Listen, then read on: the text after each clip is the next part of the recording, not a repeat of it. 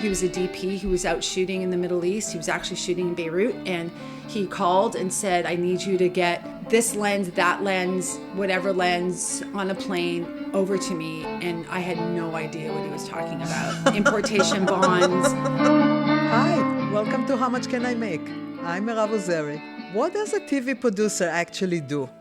I don't think it's an easy job because you constantly have to make decisions under pressure, shaping stories, managing crews, hitting deadlines, and keeping everything moving when things don't go as planned. So what does the job really look like? How do you break in? And what skills matter the most? Today, we're going to talk about the job of the post-production producer. And with us is Robin Feldman. Hello, Mirav. Thank you for willing to do this and share your experience with us. You're I welcome. highly appreciate it. So let's dive right in and let's find out, what is your job exactly in TV? I know I see your name every now and then. And how did you get there? Okay, well, let's talk about what I do. There are a lot of different types of producers in TV and film, some of which are exec producers because they have helped to finance the project. The producer is somebody who helps to bring a project to life. And in my case, I am what you call a post-production producer. I generally get a producer credit or a supervising producer credit. But the idea for me is I am on a project from the very beginning to the very end. And what that means is I am the person who oversees everything it takes to get something to screen. So on a TV series, I start in pre-production, helping to put a budget together based on if it's a pilot, which is one episode, or if it's a series based on 6, 12. And in the olden days, we would do 22, 23 episodes of TV a year. Primarily, I help to put together a budget that takes into account everything that it takes to get something to screen, meaning I oversee the editors, the assistant editors, music, visual effects. I, at the very beginning, start to work with the director of photography who wants to figure out how he's going to shoot, what he's going to shoot on, what camera he's going to use, what our deliverables are for the studio or for the network. And we put together a workflow because that workflow ends up in editorial with our editors who cut our footage. How do you know how to do all of this? I understand now you have a lot of experience over the years, but did you learn on the job? I learned on the job. How I actually started was in Vancouver. In the late 90s, Vancouver started to boom. We had shows like X-Files, Millennium, and I worked for a director of photography, Curtis Peterson, who actually specialized, he's a Canadian director of photography, still is, and he specialized in second unit photography. So primarily in BC, he shot big snowmobile movies, skiing movies, all of the aerial photography, all of the interstitials, and I ended up there. But the interesting story of how I ended up with him is I moved to Vancouver. I didn't have a job. I banged on a ton of different doors. I handed out my CV, and there was this one company called Peterson Productions that I bothered so much that one day they fired somebody, and literally the woman, Rosanna, said, hire the girl that bothers us all the time. And that's how I got the job. Wait, you knew you wanted to be in television production? I knew from a young age I wanted to be in storytelling. I've always, right out of the gate as a kid, knew that I had an ability to bring people together. I had an ability to figure out how to get something done when it was a challenge. I liked working with people. I liked the creative aspect of it. I knew I wanted to produce. So if somebody wants to start, is there any kind of school where they can go There's and learn? lots of film schools. Lots of kids go to film school and they learn theory. They learn how to put together a film. They learn how to work with others. They are given a budget. They are given a task. And it's a really great place to meet people. It's a really great place to spend $100,000 a year. I personally don't think you need to go to film school to become a filmmaker. I think it's something that you love right out of the gate. As a kid, you want to be a storyteller. You know the power of the word. You know the power of a visual. But how I started really was being thrown into it and sinking or swimming, or not even, or being so young you don't even think about, are you going to sink or you swim? You just do it. Curtis, I never met him for the first 6 months I worked Curtis? there. The man who owned the first company I worked at. Uh-huh. I never met him. He was a DP who was out shooting in the Middle East. He was actually shooting in Beirut. And he called and said, I need you to get this lens, that lens, whatever lens on a plane over to me, and I had no idea what he was talking about. Importation bonds, all of that stuff. And I remember he called me in the middle of the night, and like I hung up, and I was like, I don't know what to do. I have no idea how do I do this? And I figured it out. At a young age, you either figure it out and you face a challenge and you're scared shitless and you do it, or you become paralyzed with fear and you don't. So I think those are roads that happen to you when you're growing up. With whatever you do, you decide, all right, well, I'm going to fuck up at some point, and that's fine. And then everybody around you is like, I don't fucking know what I'm doing. And you don't know what you're doing together as a group. And that's really like anything. But in this particular industry, I feel like there is a collective of people that do that together. Always You very knew much that you wanted to get away from music videos and all that and get into television production? Get into something that was bigger, that was more dynamic. I think for me, if I'm going to be a producer, what does that mean? What does it encompass? And to go back to the beginning, all of these different kind of producers, what exactly did I want to do? What kind of producer did I want to be? And the foundation of producing commercials and music videos gave me a really solid base of budgets. I have this much money. This is how much it's going to cost. How am I going to get to my budget? Where do I cut? Where do I add? What's important? What do you fight for? Because once you do this enough, you know ultimately where the absolute dollars have to go to. So it was a really good experience for me doing something from the beginning to the end. And what post-producers do, which a lot of people do not know, is they are on from the beginning of a project to the end of a project. Right. You mentioned before that you worked with the DP and all of that. Yeah. And isn't it the director's job? In television, it's really a showrunner, writer, DP medium. Film is a director medium, meaning on a film, a director's on, if he's lucky, from the very beginning to the end. Depending on the film and the director and the power, they're very different mediums. And post-producers have a different role on features that they do in TV. A post-producer's role in features is really very much of a post-supervisor. They don't have, generally speaking, as much of a creative input as they do in TV. Oh. So it is a very different, it's a very different world. And I've been very lucky to have worked in both mediums, and depending on who your director is, being able to have creative input. I spent 5 years of my life with Michael Mann in features, which is a whole different category of everything. I learned the most working for him and that team. But television, if you're lucky enough to get on and work with a really great showrunner like Michelle and Robert King, who I've been unbelievably fortunate enough to work with for a very long period of time, they are so collaborative that you're allowed to have, and you're encouraged to have, creative input in edit, in color, in mix, in music, in visual effects. So without a doubt, they are my favorite showrunners to work with. But to back up, in Vancouver, I started as a script coordinator, which meant I was in the writer's room and I helped to basically just coordinate all of the scripts that would go out on a daily basis. That's management. That's, all these little things in your brain that help to teach you how to manage time, how to manage people, how to manage expectations. And so a lot of it is really common sense. A lot of it is common sense, and a lot of it is the ability to be able to stop for a moment, see what the problem is. How do you solve the problem? And it's collaborative. This industry is incredibly collaborative. You can't do anything in a bubble. Really, how I got to post-production, and I think this is really important, is I started in production, and I was lucky enough to have the opportunity on a show in Vancouver. My boss at the time, we were moving a show back to the United States, to Los Angeles.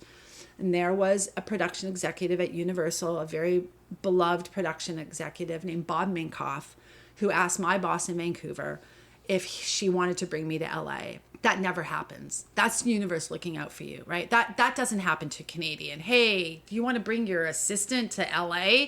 Never happens. That happened to me. And what show was it? It was a show called Sliders. Great show.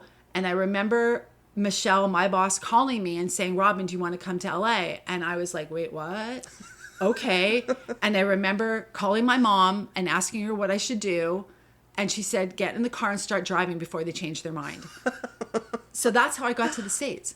Uh-huh. And then from there, the big move to post was on Felicity. So there was a TV series that ran from 1998 to 2002. And my boss at the time, Michelle, was like, what do you want to do? Because I had outgrown my role with her. I said I wanted to go into post because in order to be a good producer, you have to understand how everything works in a production, from pre-pro to production to shooting to post-production. What goes in? You have to be able to shut your eyes and understand how the whole machine works. And I was like, I want to go into post. I love technology. I want to be there now. And that's how I moved into post-production, was on Felicity, which was an amazing experience. What other shows you worked on? Well, from Felicity, which was all, you have to remember too, the industry has changed so much. We're in a digital world. When I first started, we were in an analog world, right? We've gone from doing tape delivery to file delivery, which, you know, for somebody like me who's crossed thresholds, it's been a fascinating run and experience to see how that's changed. So Felicity, then we did the Alias pilot. That went on to be a huge show. A bunch of other TV series, lots of pilots. And then I landed in Michael Mann world. He really pushed you beyond what you thought your capacity was. One of my favorite films growing up was Last of the Mohicans, which was a Michael movie, and Thief, which was a Michael movie. So if you would have asked me back then when I was watching those films that one day I would be working for him, I would have been, that's the most craziest, ridiculous thing I've ever heard. So it was those moments that I was like, oh my God, I'm sitting in this room listening to these people and somebody's asking me my opinion. Or I'm sitting in this room and Michael's asking me to do something that is literally 99.999% impossible to achieve by a Monday, but you figure out how to do it. And that relates back to the very beginning of Curtis saying, get these Zeiss lenses on a plane to Beirut, and me going, what? I don't know how to do an importation bond. What does that even mean? So you start to thread the needle of experiences that, you know, it doesn't matter how terrified you are or how shitty you feel or how tired you are. There's that part of everybody that is like, I'm going to finish what I started. This is what I wanted to know. You said you wanted to be a producer. Is that because producers make more money? It's not about the money thing, although the money certainly, you know, it's part of it. Of course, you want to make a living and you want to be paid for your services. But I never wanted to be an editor because that was not my forte. I did not want to be in a room for 12 hours a day, staring at computer screens, cutting footage. That was not what I wanted to do. I know where I work best. And I work best being able to lead teams and being able to see those teams thrive. How many people in your team? Usually I have 3 editors, 3 assistants, an apprentice, my second, a coordinator, a lot, 10 people maybe. Wow. And then you have music, visual effects. If you're lucky enough to have a VFX team on your show, if there's enough money, you're working with them. And on smaller shows that don't have that budget allocation, then you're not only the post producer, you're the VFX producer. Sometimes you're the VFX supervisor. So having your hand in all of these different elements can make you really good. Sometimes it's really hard because then you get spread too thin and you're always worried that something's going to fall through the cracks. I saw your name on shows like Evil, The Good Fight, and those are really very successful network shows. That's Robert and Michelle King. They are brilliant. What is it like working for such a hit show, and is it compared to smaller shows, which I'm sure you've experienced also, right? Yes, of course. I would say that the thing about working on, you know, The Good Fight, Evil, Brain Dead, which is one of the first shows I did for the Kings, which is still my favorite show, they're smart. When you're working with smart people who are inclusive, it's very rare and it makes things a lot easier. And that's a big difference than working with But that's assholes. just a matter of luck. It's just a matter of, it's luck. This whole business is luck. Because I haven't worked on like Succession or like big, like HBO, like huge. I'm always like, I want to do this, I want to do that. And then you have the opportunity, like I have, to do those kinds of shows. And you're like, oh my God, no, thank you. I want to know the difference between working for television and streaming. Okay. Because the world has changed. And it's changing again. So why is it changing again? Because we're going back to linear format, which is a broadcast. So the big three, right? ABC, NBC, CBS. Traditionally, we would do 22 episodes a year. Series would run for years.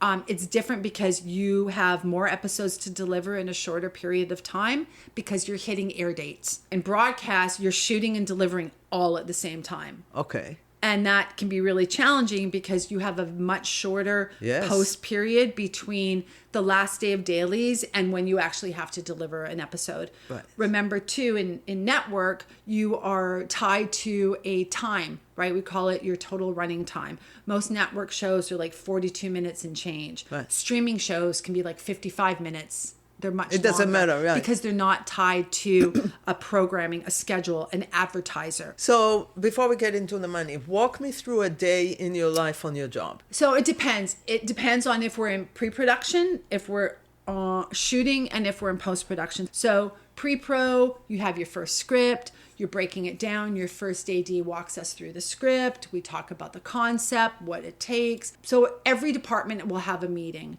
where they go through what they need in order to be pre-pro, for the first day of shooting. And we do that for every single episode.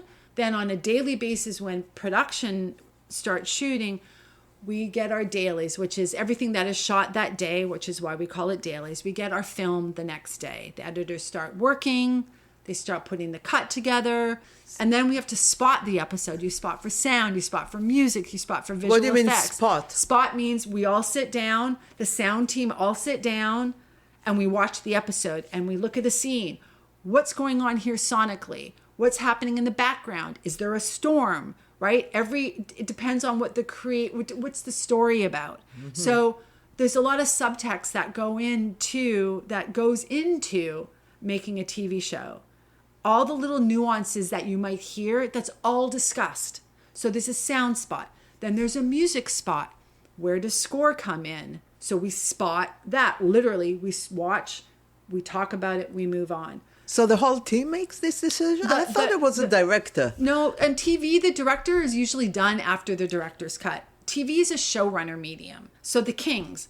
And then sometimes, depending on how long a show has been going on for, they wouldn't even be, Robert and Michelle wouldn't even be involved. It would be the editor and myself who sit there and talk about it's so show dependent. So it sounds to me like somebody who has your job needs to be highly organized. Very. What other skills or character traits? I'm really going to say it's people skills. It's the ability to bring all sorts of different people in a room and to be able to have an agenda, get through that agenda, and make everybody in that room feel like they've been heard. It's also problem solving. You have to be able to be a problem solver. You have to be able to delegate. Being able to, as a post-producer, being able to delegate to your team is imperative because there's so much that goes in to getting a show done.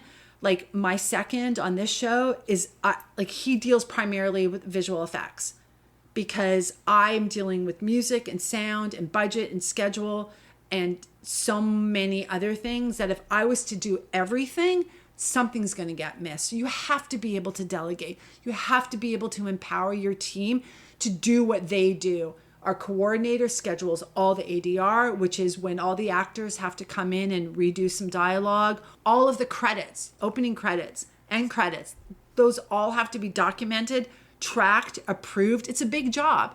So every person on my team has a specific set of tasks that they have to do on a given day. Or whatever kind of producer you are, even out of television, you're only as good as your team is. So you mentioned line producer, executive producer, post-producer. Can you briefly just explain the difference between line, executive, Sure. and... Well, so a line producer in TV is generally they're at the top. They are responsible. Literally, it's a line producer. So you have the budget. Every budget has a line. They are responsible for the whole crew. Okay. They don't oversee me, but they oversee production. But Okay. I work closely with the line producer. So the line producer has a much bigger job because they're grips and electrics and costumes and wardrobe and transport and catering. They have a huge crew to run. And post is a very small part of that. But essentially, I would be the line producer of post-production. Right. Right? Just on a smaller scale. So give me an idea how much a line producer can make, how much they're under the guild. You have to remember, too, that the majority of this industry is unionized. How do you get into the union? Post-producers are not union. We are not in the union. A lot of us have what we're called non-union affiliate producers, meaning that we get benefits from motion picture. We get healthcare. We get money towards our pension. But post-producers, we're considered management. Oh. Which is okay, but so are all of those producers in production. They're all management. Line producers are in the Directors Guild. UPMs are in the Directors Guild. The whole crew is unionized. So do you know what is their pay? I do know. I mean, you can look it up, but they get paid significant amounts of money for doing hard jobs. So when I negotiate, I look at what those rates are. I know what my rate is, and I know what I will work for and what I won't work for. You calculate your rate by the hour, by the week, by the month? I'm on a weekly, but I also, like, stuff for me that's non-negotiable is my MPI benefits. Like if a show... What is MPI? And motion picture. So motion picture is how I get my health care and how I get paid into a pension. So if a show came to me and said, oh, we'll pay you your rate, but we're not going to pay your benefits, I wouldn't do the show. Oh. That's how studios save money. They save on the fringe, quote unquote. The fringe is what it costs a studio to pay the benefits. So are you an employee or are you at 1099? I'm a loan out. I'm my own company. So this business is all freelance. Right. So once you hit a certain amount of money, it behooves you to become a loan out so that you get all that money back so that you manage it properly, which means that I'm not taxed at source. I get whatever my rate is, that's what I get. And I deal with my own taxes. Quarterly finances. Yes. What happens if you work on a show that you don't like? Oh, well, I mean, that happens all the time. It does? Yeah, of course. Not necessarily to me, right. But I have definitely worked on shows that I don't like. I don't like how it's run. I don't like the showrunners. I have a hard time with the editor. But what if you don't like the story? Oh, that happens all the time too. I think you look at what you do like about it. It challenges you for sure because it's hard to work on something that you're not engaged in. So you have to find elements of the story that you do like. You have to challenge yourself, maybe not creatively in the story, but with the budget and the schedule and your team. And it's always a learning experience. So sometimes I've learned more on shows I don't like than shows I do like. But for me, the idea that I have an out, meaning eventually the show finishes. I love that if I'm working on something I'm particularly challenged with for whatever reason, it ends. It ends. So what happens when it ends in between shows? How do you survive money-wise? I've been very, very, knock wood, I've been very lucky. I've only had 2 times in my entire career where there was a lull because of a strike or something else that was going on in the industry. And it never lasted that long, maybe a couple of months. The Writers Guild strike and the Directors Guild strike has been very challenging. The streaming direction has been very challenging. There's a lot of shows going to the UK and overseas right now because they're predominantly non-union shows. So their budgets are smaller or they're bigger, but they don't have to pay the union rates. So you have an opportunity to make money on the side at the same time? I call it the perfect side hustle. And for me, the perfect side hustle at this point in my career is an awesome series and like a small indie feature. You can actually work on both projects at the same time? And how do you handle tight deadlines? Well, like I had said earlier, doing post on a feature is very different than series because you're so much more involved in series than you are in features. Post supers on features, or at least the kind that I choose to do, are helping, the budget and the schedule, just getting things done. I'm not in with the editor. I don't really care to be because that's like that. It's the director is with them. The director's with the editor. The first assistant editor is there. There's certain things that I'd like to be involved with if I have the opportunity, if I'm included or invited to. Sometimes it's just a matter of a low budget film that needs somebody to help keep everybody in their guardrails, and that makes me feel good, right? But how you manage it if you work like 10 hours a day? Because if you have a really well-oiled machine and you have a really good team in the TV end of things, then everybody's doing their job, and you can have those moments. It's about knowing how to bob and weave. It's about, like, in the morning, maybe I'll start out on the feature. Is everybody up and running? Where are we at in the schedule? The other thing I'll do is, if I'm on a series and I'm asked to do a feature, I have to look at what the schedule is on both. Like, if they're too parallel with each other, meaning if I'm really into heavy finishing on a series, and at that same time, we're starting to mix and grade color on a feature, I might not be able to do it because they run too parallel with each other. But on a big first year series, you might not want to have a side hustle because you want all your focus to be on the series. It just depends where and what it is and who it is. Like, I'm not just going to do anything. It's got to be a script. This is where I'm picky. It has to be a script I really like, that I'm really interested in, that I really want to see done. And sometimes if they can't afford me, then I'll come in. I did this on a film called Ezra, which was a beautiful film. And I'll come in and I'll set up the film.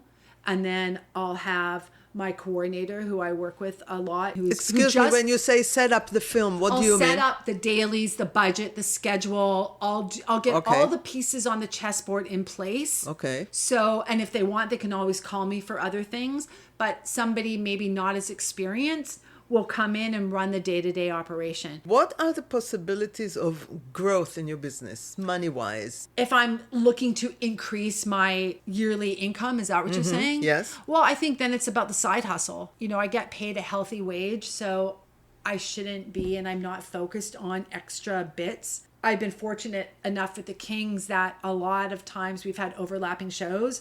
There was 4 years that I was working on multiple shows at the same time. Still 10 hours a day, or was it? I mean, sometimes longer because you have to get caught up, but then you're getting double and triple paycheck. But that's very rare. That happens very rarely. At the most, maybe a showrunner will do a pilot and finish a series at the same time. This does not happen to most people. What project is your favorite project that you worked on? Oh, Felicity. I've rewatched that series so many times. If I look at it all together, I think working for the Kings has been my favorite because of the team that I've had. Do you get to meet the stars of the show? Sometimes, and people don't like it when I say this, but like, I don't really care. I mean, I really don't, because, that saying, like, never meet your heroes. The gang on Felicity were great because they were all new. They were coming, it was the WB years. It's like a completely special time period. Kerry Russell is one of the nicest human beings I've ever met. Scott Speedman, Scott Foley, like all of those guys. Like, it was great. The cast on The Good Fight were next level. Christine Baranski, right. Audra McDonald. Did you get to meet them? Yeah, of course. But I've never wanted to it's never been my thing. Right. It's never been my thing because I never want to be disappointed. I'm more interested in who's directing. Right. I'm more interested in the showrunners. What can I learn from them? What's your dream? To become a showrunner? No. My dream is what I'm doing is to keep working on good shows with good people.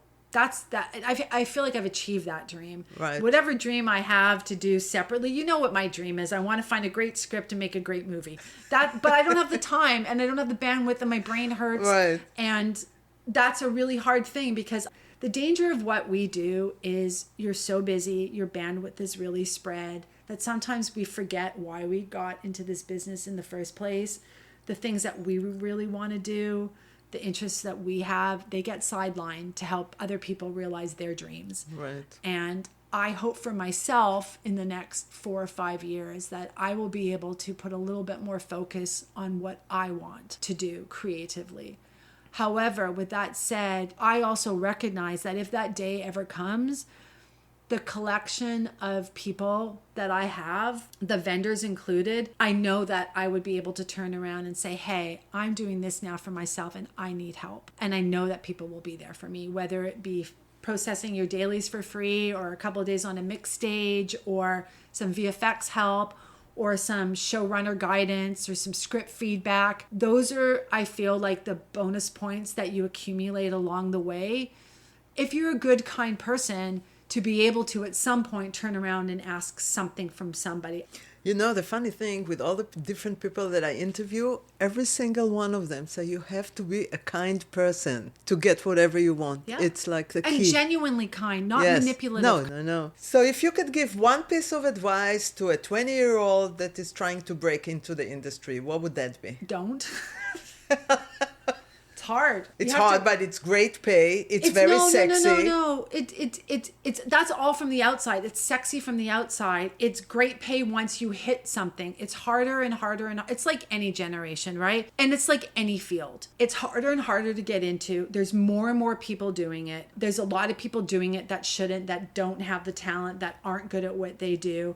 I would say to anybody who wants or thinks that they want to do this, whatever this means, you really have to do it because you love it. You have to have faith that the money and the accolades will come, and they have to be tertiary. They can't be why you do this. You have to want to do it because it's something that you really feel passionately about, and you have to allow yourself room to fail. I think you also need to be really specific about what it is that you want to do. And at the same time, I think you have to be open to doing anything you can so that you understand The business. this business. And this business only works when you have an appreciation and an understanding of what your brothers and sisters do. And what would you say is the biggest challenge? The biggest challenge is working with people that you do not like. Ooh, wow. How do you handle The biggest that? challenge is working with people you don't like, or working with people who have far less experience than you do and don't have or can't put their ego in their back pocket long enough to be able to say, hey, can you jump in and play with me? Because this is really hard and I'm not quite sure. That's the biggest challenge for me. And what would you say is the biggest reward? The biggest reward is when you see your post coordinator being an editor, or when you see all the people that you like mentored move up. Like, that's the biggest reward. My biggest reward this year was like Emma Jane, like producing her first legit feature that got a great write-up in The Reporter that's going to go to market. Like, that's the reward. The reward is seeing the people. Oh, it makes me cry. That's the reward. The reward is seeing those people do awesome things. I thought you were going to say the reward is to see my name on TV before the show No, dude, I starts. don't care about that. Like, that's hilarious. My mother still, like, takes a screen grab of it. I mean, that's nice. But, you know, the reward is also being asked back. Right, very good. There you go. All right, darling. Great advice. Thank you so much. My God, that was like going to a quick school about the TV industry. That's a wrap for today. Thanks for listening. If you ever wondered what it takes to produce the shows that you love, now you know. And you may want to check out the other TV jobs segments that we have, a TV camera woman and a TV news editor. And until next time, please visit our website at howmuchcanimake.info. And on your way out, don't forget to subscribe and share this episode with anyone who is curious about their next job. See you next time.